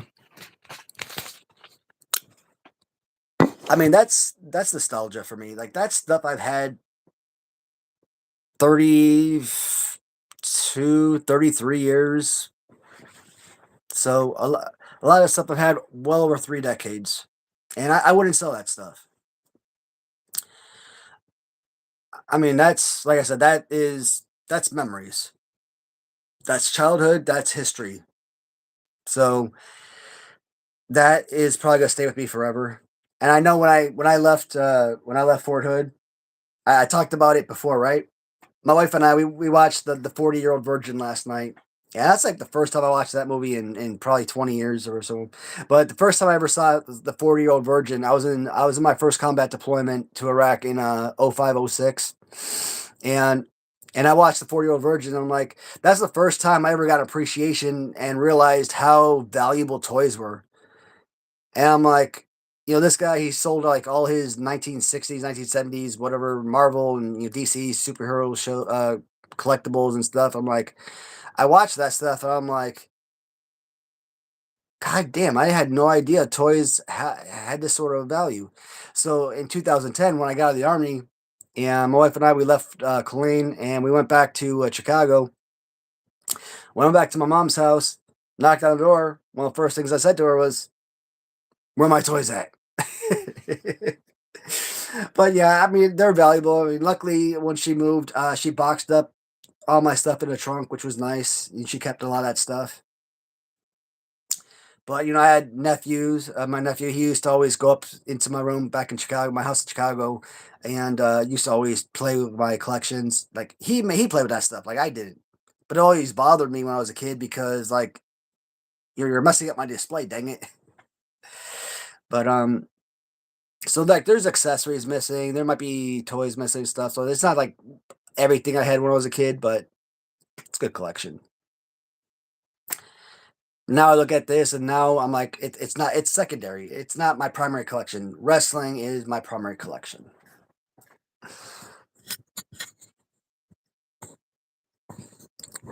Ninja Turtles that blinked. Man, I want the old Ninja Turtle cream, the old I don't know if they're like Aldi pies or something with the little cream filling and stuff. But those Ninja Turtle pies, I want those things. I want the real authentic ones. I mean, I don't think they make them anymore. I don't think they made them in like 30 years or close to it, but I want those darn suckers. Those things I remember being really delicious.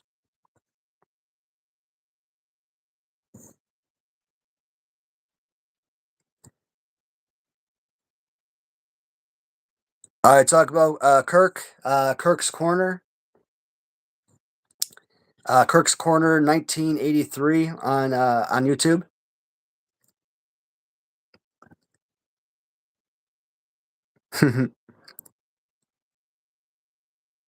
In the 80s and 90s schoolboy game.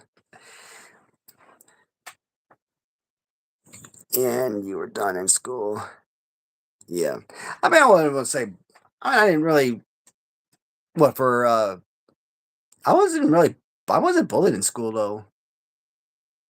I mean, you gotta realize, for me,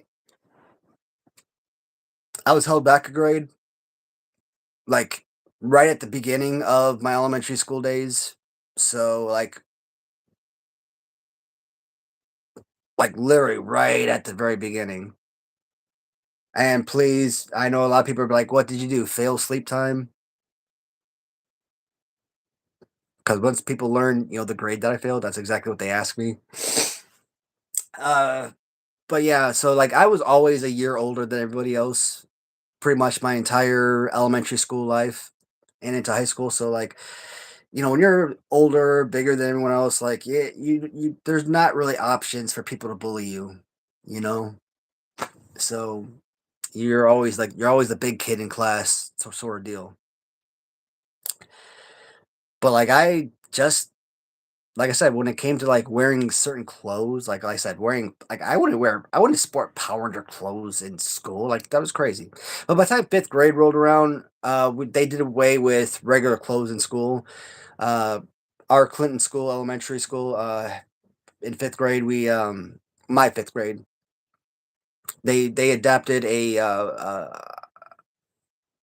adopted a uniform. So not an actual uniform, but you had to either wear black pants or blue pants. So black jeans, blue jeans, something like that, and have either a blue shirt or a white shirt. Could have been a white T-shirt. It could have been a white dress shirt. It doesn't matter as long as you had a white shirt on, or a blue shirt on. So there really wasn't like you could just wear any old clothes anymore. Hey, Strange, what's happening, man? What's going on, bud? Imagine your nephew goes into your basement and goes. Nah, man, my nephew at the time, I mean, my nephew was like 10 years younger than me. So, I mean, it was like, he was like being my nephew, my sister's son. He was more like our little brother than our nephew. Cause my sister, what was she like 15 or something when my nephew was born. So, is that your only one, or do you have one for yourself too? Da, da, da. Um, Mustard, you're asking about the white shirt Hogan. So that is the white shirt Hogan that I'm selling. That one right there. Um, this is the one that I'm keeping because that one is, fully sealed in plastic and acrylic case. So that's why I'm keeping that one. And yeah, see that one has the AFA grading on this one. That's why I'm keeping that one right there. But this was the very first black card figure that I ever purchased. The issue with this one is it's got some deficiencies. As you can see, it's got it looks like there's some bubble lift off of it, and I think it's got some creases on the card.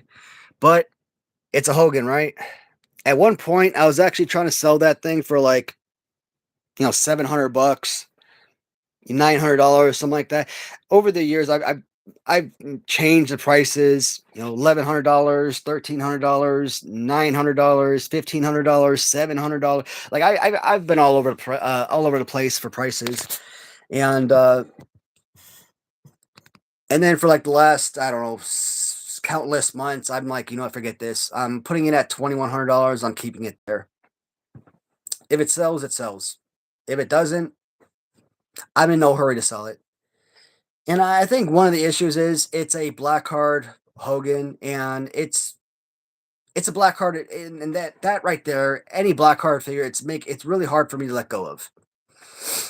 So I feel like if I'm going to sell it, I have to get a price that I am comfortable with.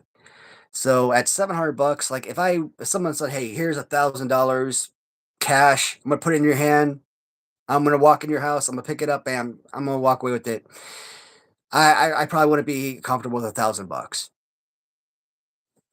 So there's just certain things that you just can't let go of. So that's why I'm like, you know what? I'm gonna put a price that I'm willing to sell. And plus on eBay, after selling fees and everything, you're not getting $2,100. You're not getting $1,700. You're probably gonna get like 15 out of that.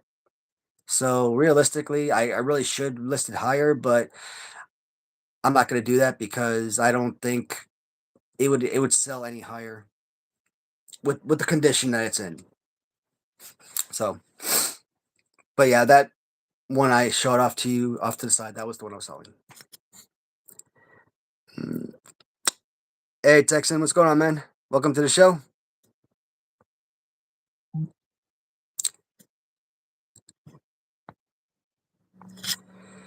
Yeah, man. First grade for me was, I mean, I was a troublemaker. I had an attitude problem. I was a troublemaker, and I couldn't read. And probably not the right time to do talk about this. This is supposed to be like a review video for Hasbro, but since we're on it, I don't know what what other schools had it in their elementary school, but like my elementary school in Chicago, we had these little books, like orange was called Bells. I remember that because that was the only book I was in when I was in elementary school, when I was in first grade. Bells was kind of like beginners. Words in there was like I, we, can, stuff like that, right? And those were like the only words I could read because I memorized those words. That was it. It wasn't so much that I could read them, I memorized them. And then as you progress, you move on to different color books. Purple book, blue book. Maybe it was like trumpet or something like that. I don't know. Other kids in the class were moving on to different groups, different color books, advanced books, whatever. And I was still in the first level. I couldn't read. It didn't help that my freaking teacher was a total, you know, she was more focused on playing games with me than actually trying to teach me, and I've said this before. It's cliche, but teachers make all the difference in the world. And I was so young, so stupid, I didn't realize that when they walked me into another first grade teacher's class at the end of the year, at the end of the school year, um, I didn't comprehend at that time that I had failed and I was repeating the same grade again. But think about this. One year, I went from not being able to read a damn thing, not being able to do any darn work whatsoever, to the next year, because I was in LD class, learning disability. Um, Next year, there's this kid who's in eighth grade. He, had brought his book over, and I was reading out of his textbook. Like I was reading out of this eighth grade kid's textbook with no issues. Now, what was the difference between one year and the next year? The freaking teacher that actually knew how to freaking teach her students and wasn't playing games and being stupid. Like like sometimes I'll be like in like my first year, like I'll be talking to my teacher, or I'll be talking in class, and she'd write your name on the book on the board, right? And that, they write your name on the board, check your name off a few times, and that just meant, hey, you couldn't go up and get a pizza or a milk carton out of the crate, second if you wanted seconds or something. I'm like, I'm looking at the board. I'm like, what did I do? Check. What did I do? Check. What did I do? Check. Bitch. Oh god. I mean, it's funny as hell nowadays, but like, man, as a kid, like, dude, I'm like 6 years old. What the hell? Like, I'm confused. But it was like, you also got to realize, like, that holding me back though, it also changed my entire freaking personality. Like, I think about like Ashton Kutcher, man. Life of the Party and like every single one of his movies, right? That was my personality to a T. Like, I would have grown up to be like that. That would have been awesome. But it really set my personality back a whole lot because I became a whole lot more sheltered, I guess, my next year. Even though I was older than the other kids, like, I didn't want to associate a lot because I felt like maybe because I was older, like, I didn't fit in with the younger kids or something. I don't know. I had a lot of friends. Don't get me wrong. Like, I was friends with pretty much everybody, but it just still felt weird being with the younger kids. I mean, we're not talking young. I mean, come on, we're talking about a year difference. But shoot, not being able to do math, not being able to read. I mean, not doing any of this stuff, and suddenly I'm in this next. By the next year, I'm freaking on the honor roll. Like, what the hell? Multiple times. By second grade, honor roll multiple times. Like hell. Like, I became a freaking good student. I mean, shoot, look at me nowadays. I mean, I was a PhD candidate, okay? Like, you get if I had the right teacher at the right time, I would have been class of '03. I would have graduated at 18. I would have been fine. But so but my mom and it's funny, my mom, she's like, "You made that teacher retire." I don't know if she retired or she quit or whatever, but I don't think she was back to the school the next year. But good riddance, man. That was a horrible damn teacher. Oh my god, she was a bad teacher. Uh this isn't supposed to be the regular live that I do, but this is fun to talk about now because memories. Oh god. Maybe that's damn one of the reasons why I would be too damn embarrassed to to wear like Power Ranger clothes or something, or admit that I watch Power Rangers. Like, I wouldn't even tell people I watch Power Rangers, or that admit that I was a Power Rangers fan. Like, my family knew I watched Power Rangers, of course, but like kids at school, they didn't know I watched Power Rangers. Like, who cares? Like, everybody watched Power Rangers. Just one of those weird things.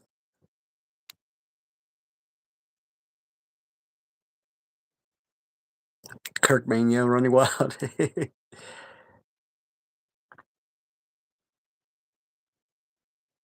Mm. That white shirt Hogan. Hey man, for a couple grand maybe. But otherwise, yeah, man, I can't sell that one. Like, it's really been, oh shoot. Ah, stuffy nose. Gotta get my rag out. It's really hard for me to let go of, like I said, for black card figures, it's just hard for me to let go of them because they're so freaking hard to come across. That's the big thing. They're just difficult to move this up. All right, guys. I thought a Hogan shirt in white. I'm trying to get through these comments, guys. Mhm.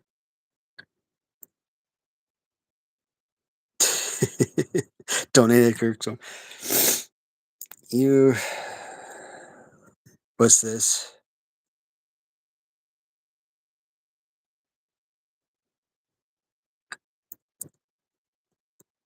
Dear Foxotic. I don't know what that is.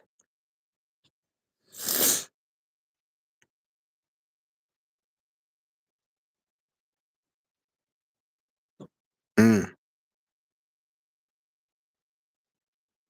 okay, not for me.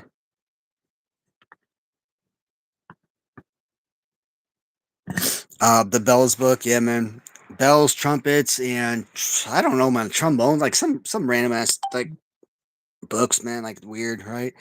I don't know if that was like a Chicago thing or if that was like different books like utilized all through like the country or something.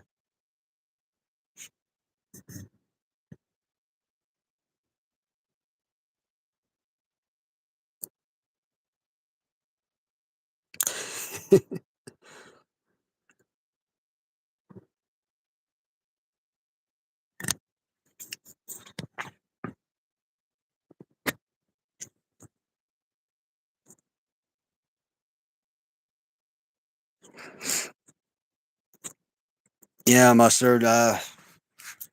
Not my first grade teacher, my first one, Miss Colbert. Good riddance to her. But my next year, Mrs. Griffin. Special shout out to her. I do think that she was probably one of those teachers that changed my life. I know that she will never see this clip, but damn that right there. If I ever got an opportunity to see her again, I'd like to thank her because, like I said, I think she probably changed the course of my life. So she always meant the world to me, and I stand by the claim. Teachers, good teachers, make all the world of difference. So I don't know if I could get into teaching myself. I mean, I've got the degrees to do teaching if I wanted to, but I don't even know how to do a damn lesson plan, man. So like I don't know if I have the ability to present a classroom topic or something.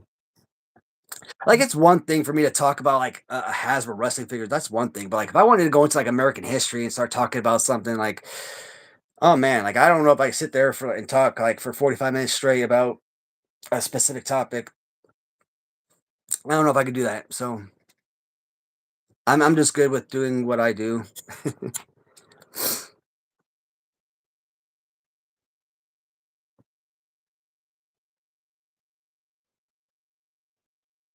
Goddamn, broski, shoot. That son of a gun better have been fired.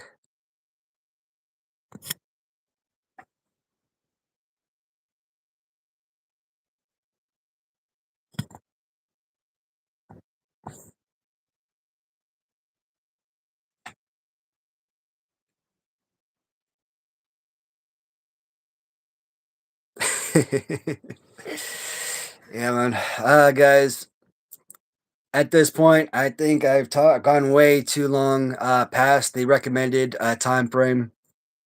But it was good chatting with you guys. Not everything has to be just about the particular topic. Sometimes it's nice to go off topic a little bit and get real sometimes. And important topics like this, it's nice to chat. Real stuff. But Saturday's live stream, we could talk more about this if you want. 7 p.m. Eastern time on Saturday. Fly the Illini, we go live together. So if you want to talk more about this, we could definitely bring this up a little bit more. I mean, there's a lot of history to go over, so a lot of fun. I don't want to say fun. I mean, some of it's if we recap now, it's kind of comedic nowadays, but I mean, it's good stuff to talk about regardless, right? And oh, tonight though, guys, 7 p.m. Eastern time, Bum Shadows. Be sure to tune into Wrestling with Bum Shadows live stream because I will be guest starring on his channel for another interview. Maybe we'll go over some, well, we will. We'll be discussing Maniac Riot Wrestling. We'll be talking about some of the new updates. So we'll be talking about some of the new posters, new cards we're making, some of the new characters, replacing some replace. Obviously, we have some replacements. So uh, we got we got the double figure coming. Obviously, we got Bastion Booger. We have Bum Shadows as part of Series 1, and we're going to have a new replacement. So I'm thinking my own created character, and I have a sort of like this vision for like a Damian Riot spin-off sort of deal, kind of like I don't know, something like brought from sort of like a Four Horsemen of the Apocalypse type of deal. I think if we do something like that, it would be really freaking cool.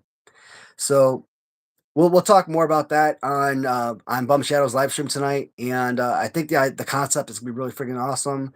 The designs, if we can get the paint job right, is gonna be incredible. So figure's gonna look pretty awesome. I already got the design. I'm not gonna share the new design quite yet, but it's gonna be sick looking. If we can get the mold made, or not the mold, but the paint job right, it's gonna be look real good. So definitely tune into that, guys. Look forward to talking to you all tonight. And what's the origin story for the Devil's character? I think Matt as cool as horror version. So Devil is just me. In a nutshell, my wife and I, we went to a murder mystery dinner uh, back in uh, back in Texas, back in 2014. She went as an angel, and I went as the devil. Yeah, it was Halloween, so we went to a mystery dinner in Austin, and so that was me. I was the devil, and I was trying to come up with really cool figure looks, and I'm like, this devil is pretty freaking awesome. Why not go with this look? This look is incredible. So it's not like it's a own created character. It's a real life me. So why not make me from my own line, right? And when I look at Lucifer, I don't look at the devil as just simply Lucifer or these other biblical names. I look at the name as Damien, right? So Damien is another name for Lucifer or something. So when I went as the devil, my name is Damien. And during the live show, like, hey, we could call him Damien Riot, Maniac Riot Wrestling, Damien Riot. I'm like, that's brilliant. We now have a name for this character, and it's fantastic. Just like you have Zack Ryder for Matt Cardona, you're bleeding these two characters together. You don't have to call this Waddy Devil, which was the original name, which was lame. Now we have a legitimate name instead of just Waddy or Matthew Watson. We'll call it Damian Riot, which is awesome, right? So it's just another concept of me, which is awesome. I think I get my own figure. So the design is incredible. It's gonna come with an accessory. So the Damien the dinner date. uh,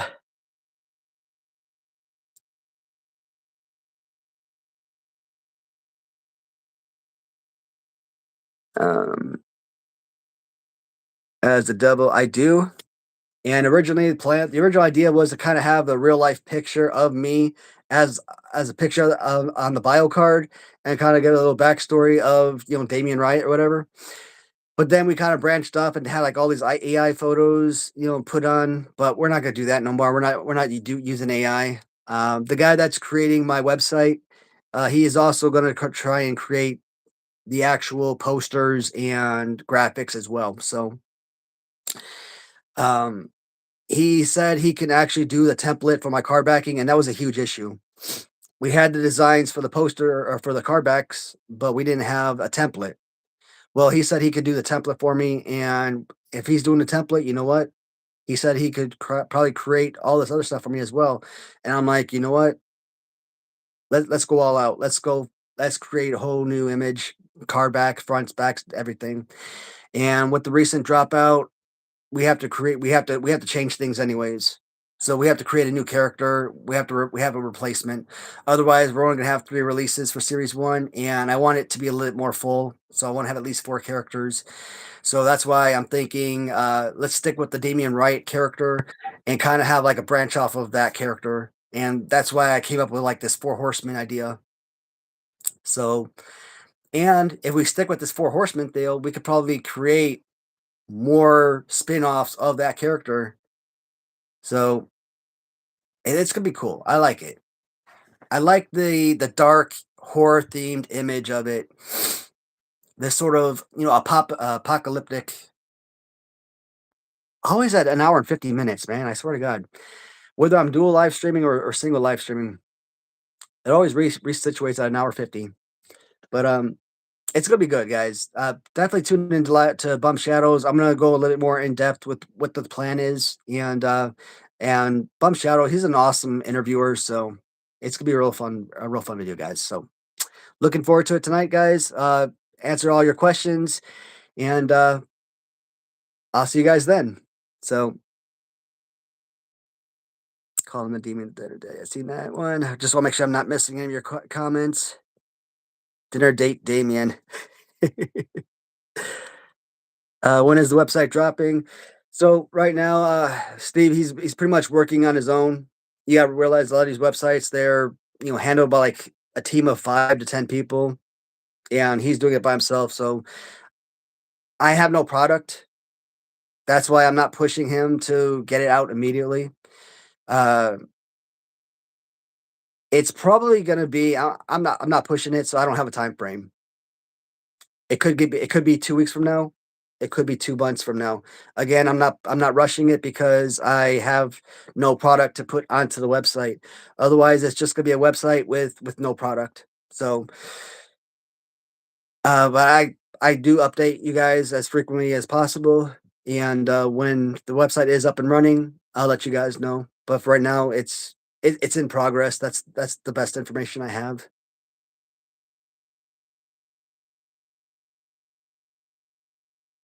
The pirate, the one that I'm trying to create,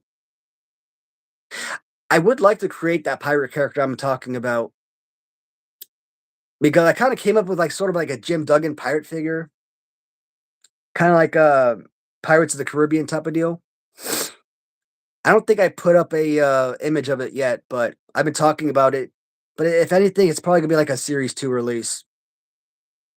But I want to see how well series 1 does.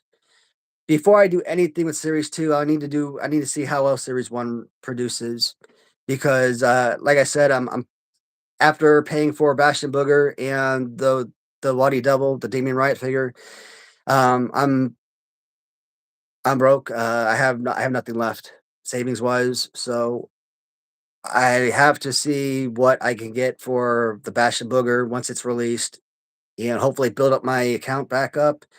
And any profits I make from that, maybe I can use it to pay for the next figure, and obviously take those proceeds, help build up the savings again. Obviously, help pay for the release of the next figure, and so on. I mean, that's the goal, release 1 figure at a time and help it pay for the next figure and help maybe it sells enough that maybe it pays for 2 figures, maybe 2 figures pays for 4 figures, maybe 2 figures pays for 5 figures, something like that. But I don't know.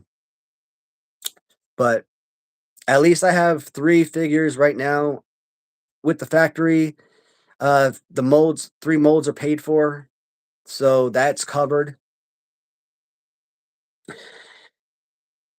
I just gotta get I just gotta get his mold paid for, but the factory has his 3D print, that's good, so that at least they have that part covered, and, yeah, that's where we're at right now on that front. Alright, guys, I'm gonna shut up because I'm going too far in depth, and I wanna save some of this information for Bum Shadows live stream tonight, so alright, guys, as always, thank you so much for tuning in, talk to you guys tonight on Bum Shadows live stream. For everyone else that may not see you guys tonight, please be sure to tune into the live stream here on Wise channel. Me and Fly the L per usual, Saturday, 7 p.m. Until then, take care, everybody. See you guys.